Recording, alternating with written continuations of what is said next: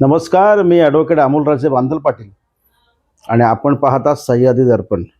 खरं तर थोडा मधला गॅप पडला आणि ह्या सगळ्या खोपोलीची निवडणूक याच्याकडे आपण फोकस केलं होतं. त्याच्यामुळे जिल्हा परिषद ह्या निवडणुकानंतर असल्यामुळे जिल्हा परिषदेच्या बाबतीत फार मोठा काही अपडेट आपण देऊ शकलो नाही. ठीक आहे, हरकत नाही, असू द्या. आता कोणत्याही परिस्थितीत जिल्हा परिषदेची निवडणूक होऊ घातलेली आहे, लागू शकते. आता सुरुवातीला महानगरपालिका लागतात, त्याच्यानंतर जिल्हा परिषद लागतात का जिल्हा परिषदचं काय सगळं अधांतरी आहे. लागतील ही दाट शक्यता आहे. आपण आशावादी राहूया. काय लागतील अशा अशा आशेवर जगतोय. सगळे उमेदवार जगतात, आपला काय विषय नाही. विषय असा आहे, हा सगळा निवडणूक आयोगाचा घोळ, त्याच्यानंतर हा इथला खोपोलीचा निकाल, म्हणजे सगळ्याच राज्यामधला निकाल 21 तारखेला लागतोय. आता सगळ्यांच्या नजरा ज्या लागल्यात त्या सगळ्या जिल्हा परिषदवर लागलेल्या आहेत. पंचायत समिती, जिल्हा परिषद. आपला जिल्हा परिषदच्या अनुषंगाने पुन्हा एकदा तुमच्याशी बोलत असताना खालापूर तालुक्यातल्या ज्या 4 जागा आहेत, त्या 4ही जागांवर आता गेली एक महिन्याभरात एकीकडे नगरपालिकेची निवडणूक चालू असताना ग्रामीण भागात बऱ्याचशा गोष्टी घडामोडी घडलेल्या आहेत. अजूनही युती, आघाड्या ह्या सगळ्या होतील नाही होतील याची, किंवा पुन्हा एकदा शिवसेना भाजप एकत्र लढेल, परिवर्तन आघाडीच्या नावाखाली राष्ट्रवादी काँग्रेस पक्ष, उद्धव बाळासाहेब ठाकरे गट, शेतकरी कामगार पक्ष हे एकत्र लढतील, अशा सगळ्या चर्चा आहेत. जशा शहरामध्ये इथे एकत्र जशा युत्या आघाड्या लढल्या, त्याच धर्तीवर ग्रामीण भागात देखील ह्या युत्या आघाड्या लढू शकतात. आता काय आलं, 2 दिवसापूर्वी मला वाटतं काल की परवा एक बातमी आली होती आणि ती बातमी होती शेतकरी कामगार पक्षाच्या बाबतीतली. शेतकरी कामगार पक्ष खालापूर तालुक्यातला आतकरगाव जिल्हा परिषद, प्रामुख्याने हा जो जिल्हा परिषद आहे आतकरगाव, पूर्वीचा सासगाव, त्या ठिकाणी लढतोय. उमरे ह्या गावाच्या ठिकाणी शेतकरी कामगार पक्षाची एक महत्त्वाची बैठक पार पडली. ह्या महत्त्वाच्या बैठकीला त्यांचे तालुक्यातले जे प्रमुख लोक आहेत हे सगळे त्या ठिकाणी उपस्थित होते. आणि जिल्हा परिषदला आपण ही जिल्हा परिषद 2 पंचायत समिती, म्हणजे खानाव पंचायत समिती, सासगाव पंचायत समिती आणि आतकरगाव जिल्हा परिषद वरची जागा, अशा 3 जागांवर ह्या लोकांनी दावा केला आहे. त्यावेळी आपले 3 उमेदवार कोण असतील यांची नावं देखील त्यांनी जाहीर केलेली आहेत. म्हणजे खानाव पंचायत समितीमधून शांताराम पाटील, इकडून सासगाव पंचायत समितीमधून महादेव लाले यांच्या सुनबाई, आणि जिल्हा परिषदसाठी संतोष भाई पाटील यांच्या पत्नी नीता संतोष पाटील, अशी नावं त्यांनी जाहीर केलेली आहेत. ठीक आहे, लढण्याचा ज्याला त्याला स्वातंत्र्य, अधिकार आहे. राजकीय पक्ष लढू शकतात. खोपोलीत पण ते लढलेले आहेत. मुद्दा आपला हा आहे की खरं तर या ठिकाणी दुरंगी निवडणूक होऊ घातली होती. खालापूर तालुक्यातल्या ज्या काही जिल्हा परिषदेच्या निवडणुका आहेत, मग उद्या या काळात शिवसेना भाजप एकत्र लढलं, राष्ट्रवादी काँग्रेस पक्ष, परिवर्तन आघाडीच्या नावाखाली उद्धव ठाकरे गट, शेतकरी कामगार पक्ष असे एकत्र लढले तर दुरंगी निवडणूक होऊ शकते. परंतु आता शेतकरी कामगार पक्षाने ऐन निवडणुकीच्या, म्हणजे आचारसंहितेच्या पूर्वीच ही भूमिका घेतल्याने की आम्ही देखील इथं लढणार, ताकदीने लढणार. आता यांची ताकद ती किती, हा संशोधनाचा विषय आहे. खोपोलीत काही प्रभागात त्यांची ताकद आहे, परंतु ग्रामीण भागात शेतकरी कामगार पक्षाची फार मोठी ताकद का नाही आहे, हे वास्तव आहे. त्याच्यामुळे त्यांनी परवाच्या बैठकीत मोठ्या बढाया जरी मारल्या असतील की आमचे 3 उमेदवार आहेत, आम्ही ताकदीने लढणार, तर ग्राउंड रियालिटी याच्या अगदी विरोधात आहे. शेतकरी कामगार पक्षाची खालापूर तालुक्यात फार मोठी काय ताकद नाही आहे. विशेषतः आतकरगाव जिल्हा परिषद असेल किंवा सारोली जिल्हा परिषद असेल, या भागात फार मोठी ताकद बिलकुल नाही आहे. म्हणजे अगदी 100% तर काही पर्सेंटेज मोजायला गेलं तर पहिल्या 10% देखील आतमध्ये त्यांची ताकद असू शकते. पण ठीक आहे, तो ताकदीचा आजचा मुद्दा नाही आहे. तो त्यांची ताकद ते वाढवतील, कमी करतील, किंवा त्यांच्या डोक्यात काय तो त्यांना माहिती. आता शेतकरी कामगार पक्ष जर या ठिकाणी लढला तर ह्याचा नेमका फायदा कोणाला होऊ शकतो. म्हणजे आजच्या घडीला त्याचा फायदा जर थेट बघायला गेलं तर राष्ट्रवादीचे उमेदवार श्रद्धाताई अंकित साखरे या तर जगजाहीर आहेत. खाली भूषण पाटील राष्ट्रवादीचे पंचायत समिती उमेदवार जगजाहीर आहेत. सासगाव पंचायत समितीमधून अजित देशमुख यांच्या पत्नी देवयानी या देखील जगजाहीर आहेत. म्हणजे राष्ट्रवादीचं पॅनल आज नाही तर कधीच जाहीर झालेलं आहे. फक्त ते आचारसंहिता लागण्याची वाट बघतात आणि ते प्रचंड पुढे गेलेले आहेत. ते आज काम करत नाही राष्ट्रवादी, कधीपासून काम करतात. ज्यावेळी शिवसेना उमेदवार चाचपडत होती, शोध घेत होती, त्यांना उमेदवार मिळत नव्हता. म्हणजे आज मिळाले असं माझं म्हणणं नाही आहे. आजही भाई शिंदे यांच्या व्यतिरिक्त शिवसेना उमेदवार नाही आहे. भाई शिंदे हा ताकदीचा चेहरा आहे, त्या समितीमधून लढणार हे डिक्लेअर आहे. त्यांना जवळजवळ एबी फॉर्म दिल्यासारखीच अवस्था आहे.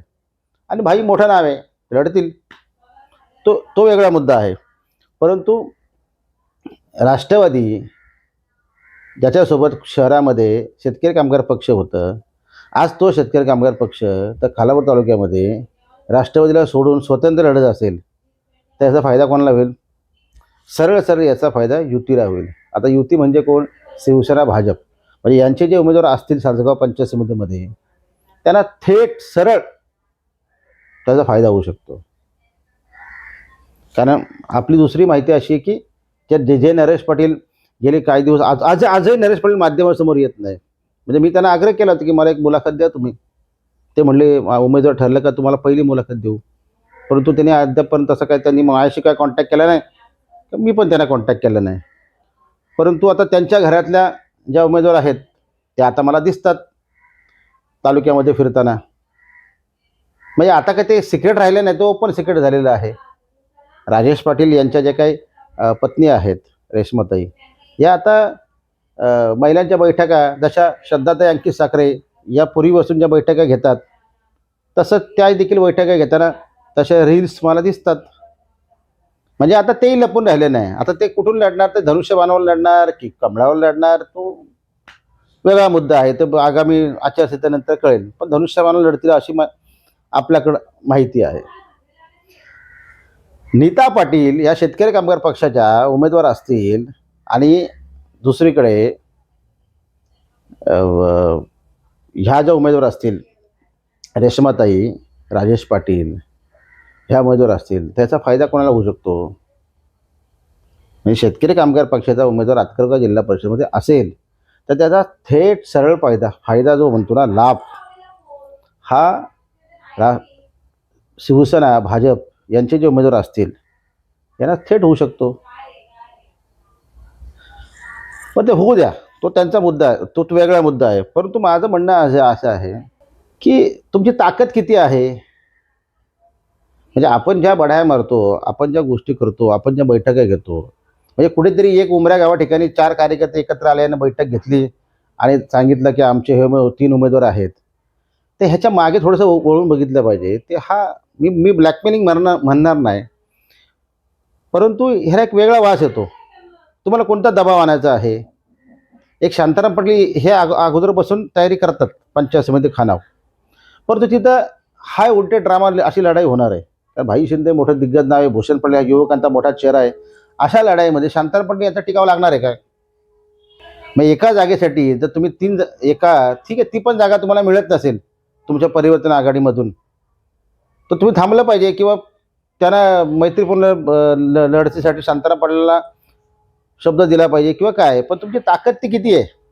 शेतकरी कामगार पक्ष आज गळी जत्रा झालेला आहे.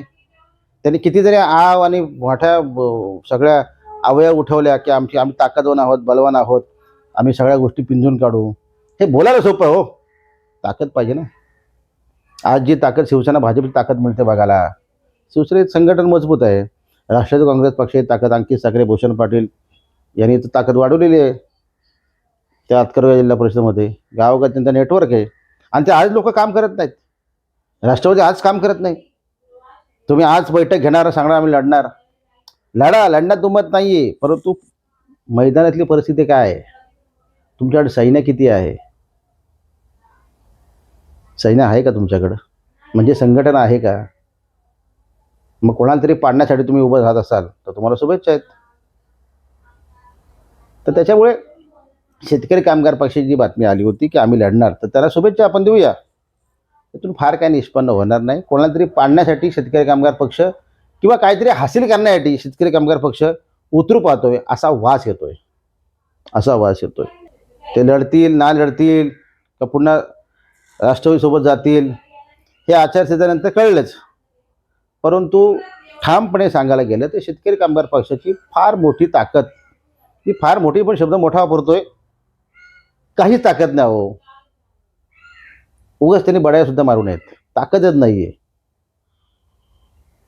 आणि ज्या पक्षाची ताकद नाही आहे त्यांनी दुसरा कोणाचा सपोर्ट करणं, दुसऱ्याच्या सोबत जाणं आणि समोरच्या पक्षाला बळ देणं हे योग्य ठरू शकतं. पण ताकद नसताना ह्या सगळ्या गोष्टी जर तुम्ही करत बसलात तर त्याला नक्कीच ती अडवणूक म्हणतात, अडवणूक. त्याला ब्लॅकमेलिंग म्हणता येणार नाही, अडवणूक म्हणू शकतो. पण हरकत नाही, आज त्यांनी घोषणा केली, बघूया लढतात का नाही. आणि लढले या 3 जागांवर शेतकरी कामगार पक्ष, आतकरगाव, खानाव, सासगाव. मी पण बघणार आहे ना, म्हणजे मी बघणार याचा अर्थ मी त्यांच्या मुलाखती बातम्या सगळ्या मी करणारच आहे ना. माझ्यासोबत सगळे माझे मित्र आहेत ते. मलाही बघू द्या किती ताकदीने शेतकरी कामगार पक्ष लढतोय. तर आजचा विषय हा शेतकरी कामगार पक्षाचा होता, बाकी विषय नव्हता. त्यांना शुभेच्छा आहेत. थोडं अगोदर तयारी केली असती, संघटन वाढवलं असतं तर नक्कीच ते आज ताकदीने लढले असते. परंतु आयत्या वेळी या सगळ्या गोष्टी होत नाही आहेत. म्हणून मी म्हणतो की राष्ट्रवादी प्रचंड पुढे गेलेले आहे. एक भाई शिंदे हे नेतृत्व सोडलं तर ते आता बऱ्यापैकी त्यांना सिग्नल अगोदर मिळाल्यामुळे ते देखील कामाला लागले आहेत. आत्ता त्या नरेश पाटलांच्या घरातल्या ज्या कोण आहेत महिला उमेदवार, होऊ घातलेले उमेदवार आहेत, रेश्माताई, त्या हल्ली आत्ता एक 2-3 रील मला बघायला मिळालेल्या आहेत.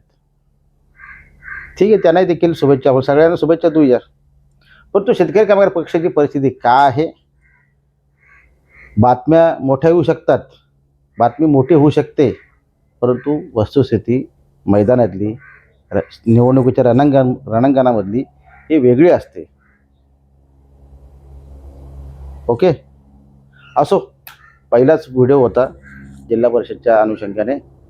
थांबूया, कसा वाटला सांगा. धन्यवाद.